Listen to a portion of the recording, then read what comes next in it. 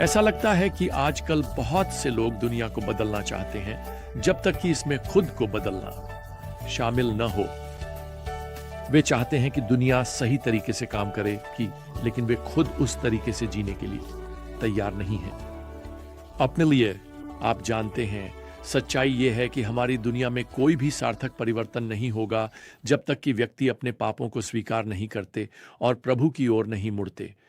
वैसे यही कारण है कि प्रभु ने हमें अपनी संस्कृति को बदलने के लिए नहीं कहा, उन्होंने हमें शिष्य बनाने के लिए कहा। एक समय में एक शिष्य अपने अंधेरे संसार में सत्य का प्रकाश ला सकता है। आप जानते हैं, एजरा ने अपने समय में इस सिद्धांत को समझा चर्च के अस्तित्व में आने से लगभग 450 साल पहले। यहूदी राष्ट्र को बदलने की आवश्यकता थी, लेकिन यह तब तक नहीं होने वाला था जब तक कि व्यक्ति अपने पापों को स्वीकार नहीं करते।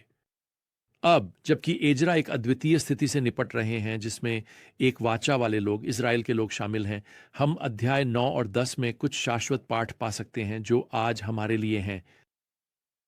यहां तक कि जब एजरा फारस से यहूदा लौटने के लिए निकले, तब भी उन्हें पता था कि उनके लोगों में पाप की समस्याएं हैं।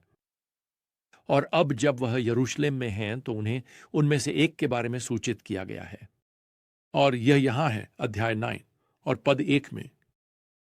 अधिकारियों ने मेरे पास आकर कहा, इज़राइल के लोग और याजक और लेवी लोग अपने आप को भूमि के लोगों की घृणित चीजों से अलग नहीं कर पाए हैं, क्योंकि उन्होंने अपनी बेटियों में से कुछ को अपने और अपने बेटों के लिए पत्नियां बना लिया है, जिससे पवित्र वंश भूमि के लोगों के साथ मिल गया है। अब यहां मुद्दा जातीय या नस्लीय नहीं है, यह आध्यात्मिक है। प्रभु ने अविश्वासी मूर्ति पूजकों के साथ विवाह को मना किया था। एजरा मय यहां बाद में पद 11 में परमेश्वर के निषेध का उल्लेख करते हैं।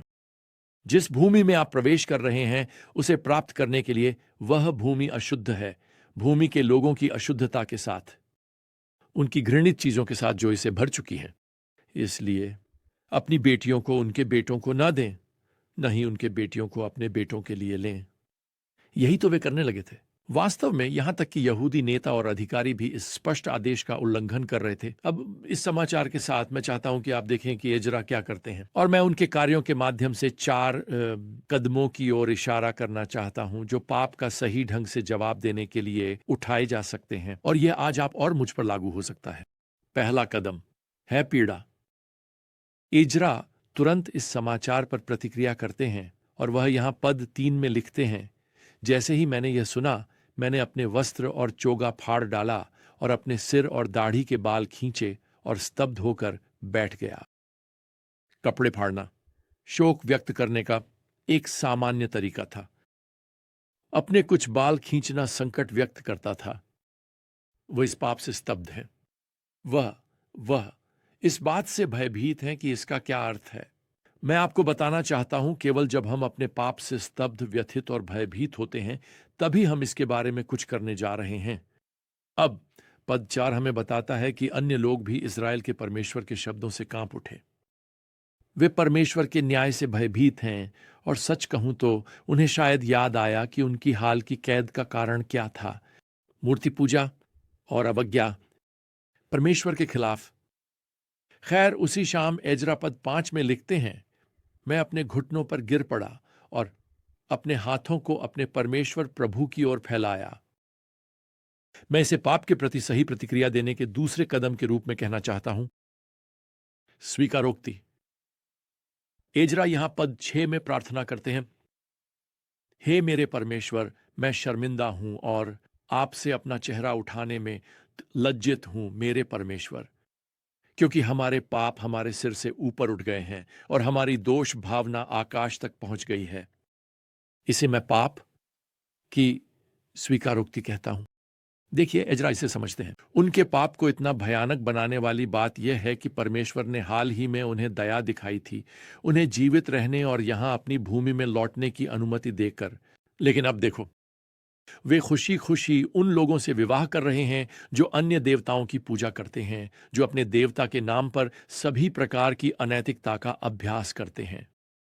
मैं चाहता हूं कि आप ध्यान दें कि एजरा यहां अब पद 13 में क्या स्वीकार करते हैं। आपने हमें हमारे पापों के योग्य से कम दंडित किया है।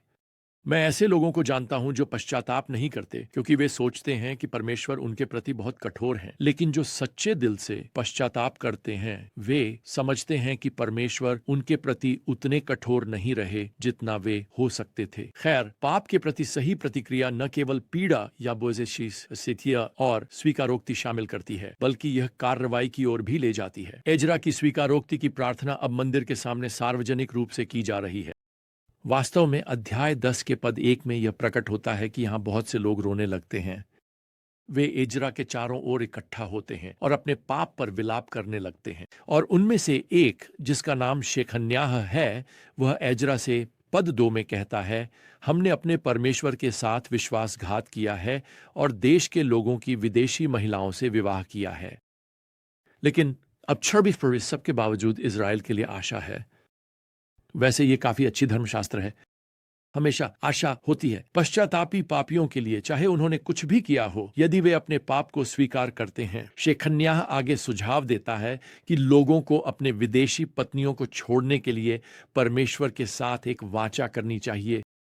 दूसरे शब्दों में वह कह रहा है, आप जानते हैं, हमें अपनी जिंदगी बदलने के बारे में गंभीर होना चाहिए। अब मैं शेखन्याह के बारे में ज्यादा नहीं जानता, लेकिन वह एक साहसी व्यक्ति था जो अपनी जिंदगी बदलने के लिए तैयार था और दूसरों को भी उनकी जिंदगी बदलने के लिए चुनौती देने के लिए। खैर, एजरा लोगों से शपथ दिलवाता है कि वे इन विवाहों को समाप्त करेंगे। फिर रात भर उपवास करने के बाद एजरा एक घोषणा जारी करता है जिसमें सभी को यरूशलेम में इकट्ठा होने के लिए बुलाया जाता है। 3 दिन बाद जब वे यरूशलेम में इकट्ठा होते हैं तो मूसलधार बारिश हो रही होती है। फिर भी एजरा बाहर खुले में प्रचार करता है और वैसे वह बहुत शक्ति के साथ प्रचार करता है। अपने उपदेश में वह कहता है, यहां पद 11 में, अब फिर बनाओ, अपने पूर्वजों के परमेश्वर प्रभु के सामने स्वीकारोक्ति करो और जैसा कहा गया है वैसा करो। अपने आप को देश के लोगों और विदेशी पत्नियों से अलग कर लो। अब मैं चाहता हूं कि आप ध्यान में रखें कि यह एक विशेष कदम है, विशेष रूप से इस विशेष समय में इजराइल राष्ट्र के लिए। यह आज के लिए सलाह नहीं है कि आप जाकर अपने अविश्वासी पति या पत्नी को तलाक दे दें। नए नियम में ऐसे मामलों में आज क्या करना है, इसके बारे में हमें बताया गया है। और अगर आप आगे देखना चाहते हैं तो वैसे आप 1 पत्रस 3 पढ़ सकते हैं, जहां एक अविश्वासी पति की पत्नी को उसे सम्मान देने और बिना एक शब्द कहे सुसमाचार के माध्यम से उसे जीतने के लिए प्रोत्साहित किया जाता है।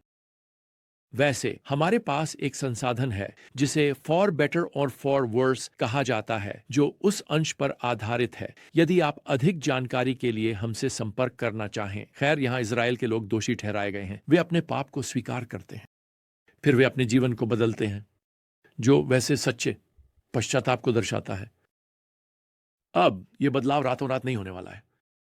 वास्तव में व्यक्तिगत मामलों की जांच करनी होगी। आखिरकार अगर कोई विदेशी जीवन साथी प्रभु का अनुयायी बन जाता है तो वह विवाह यहां जारी रहता है। मैं चाहता हूं कि आप बोआज को याद करें, जिसने एक पूर्व मूर्ति पूजक, एक गैर यहूदी महिला जिसका नाम रुथ था, से विवाह किया। अब पाप का सही ढंग से जवाब देने के लिए एक और कदम की आवश्यकता है। हमने पीड़ा स्वीकारोक्ति के बारे में बात की। कार्रवाई एक और है, और मैं इस अंतिम कदम को जवाबदेही कहना चाहता हूं। आप देखिए, अध्याय 10 के अंतिम भाग में उन पुरुषों की सूची है जिन्होंने अविश्वासी मूर्ति पूजक पत्नियां ली थीं। और मैं आपको बता दूं, यहां दिए गए 113 यहूदी पुरुषों की यह सार्वजनिक सूची उन्हें जवाबदेह ठहराने के लिए पर्याप्त होगी। वे नहीं चाहेंगे कि उनका नाम इस सूची में बहुत लंबे समय तक रहे। इनमें से कई पुरुष पश्चाताप में भगवान की ओर लौट आए, और हमें भी आज ऐसा ही करना चाहिए। प्रिय, सच्चाई यह है कि हम सभी पाप करते हैं। प्रश्न यह है कि हम कैसे प्रतिक्रिया देते हैं। खैर, आइए इन कदमों को उठाएं, शायद आज ही। पीड़ा, स्वीकारोक्ति, कार्रवाई, जवाबदेही, और यह हमें भगवान के साथ संगति में चलने की ओर लौट आता है। खैर, इसके साथ ही हमारा समय समाप्त होता है। अगली बार तक प्रिय, प्रभु यीशु मसीह की कृपा और भगवान का प्रेम और पवित्र आत्मा की संगति आप सभी के साथ हो। आमीन।